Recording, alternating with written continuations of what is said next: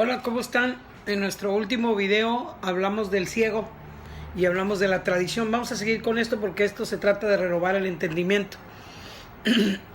El problema de la tradición y del legalismo, que fue yo creo que la primera cosa con la que Jesús se enfrentó durante su ministerio, y creo que la única pues con la que Jesús se enfrentó durante su ministerio, y que fue lo que lo llevó a la cruz, continuó con la iglesia. Lógicamente, si le hicieran eso al árbol, también a las ramas, ¿no es cierto?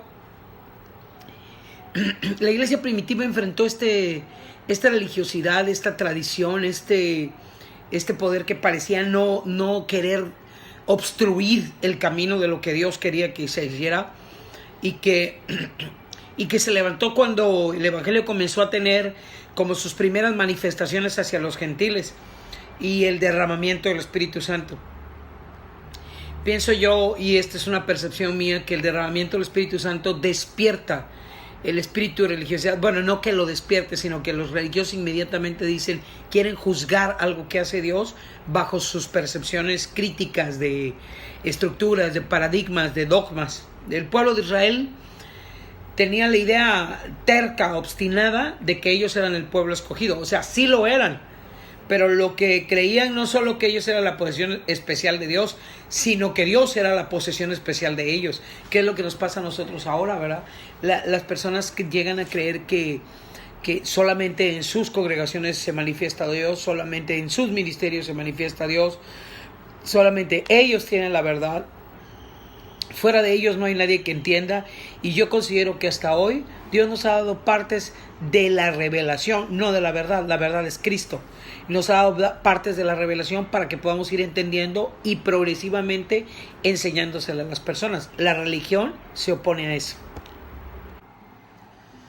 Entonces, fíjese, como una tarea, lea los capítulos del 1 al 14 o hasta el 15 de Hechos, y va usted a darse cuenta que originalmente los discípulos, los apóstoles, le hablaron al pueblo, y que el pueblo reaccionó favorablemente a lo que ellos estaban enseñando y a lo que ellos estaban hablando, al mensaje, a los milagros, a las señales realizadas. Entonces, mire, Hechos 2:6 dice que se juntó la multitud.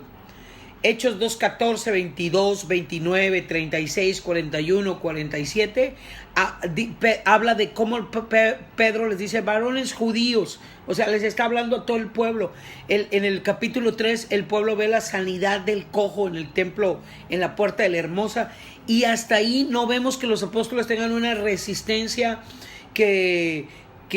porque no les están dirigiendo a los religiosos de su tiempo, sino al pueblo, a la gente común, a la gente, a los simples mortales, dijera mi querido amigo Israel. Y estos simples mortales, pues que no solamente estaban recibiendo la buena nueva, no tenían ninguna instrucción, no tenían ningún seminario, perdón, no dije seminario, discúlpeme, no tenían no habían aprendido nada en ningún lugar, estaban recibiéndolo todo muy bien. Le voy a decir algo, es muy significativo eso, porque a partir del capítulo 4 de Hechos empiezan a intervenir los líderes religiosos. Capítulo 4, verso 1, dice que vinieron sobre ellos con el jefe de la guardia del templo y con los saduceos. Verso 2 dice, les echaron mano y los pusieron, perdóneme, no dice, llegaron resentidos de que le enseñaran al pueblo.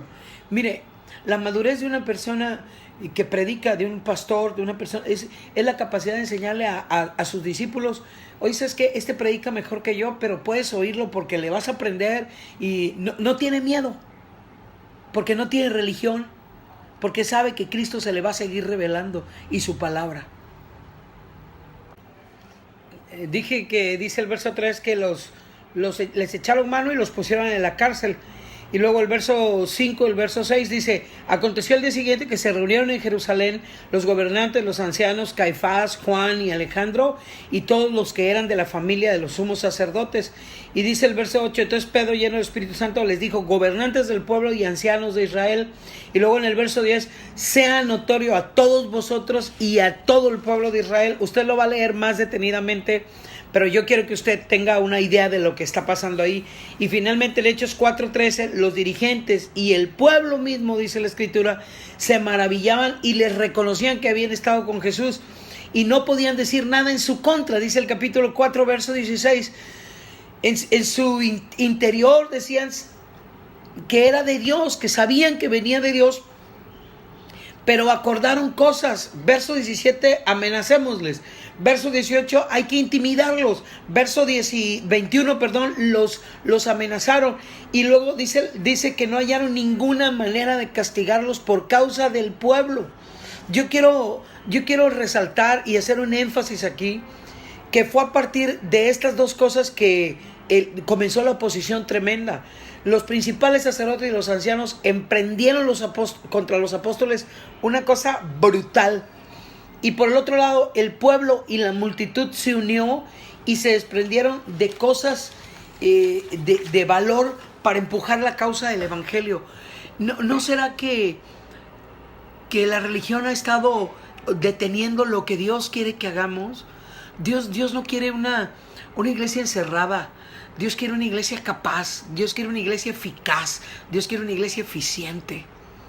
Y hemos topado con la religión y con el dogma y con paradigmas y estructuras que yo digo que el Espíritu Santo está a punto de decir, a ver, voy a hacer cosas que nunca antes se habían hecho. Y entonces va a comenzar la vida que yo siempre he querido dejar caer sobre la iglesia. ¿No cree usted?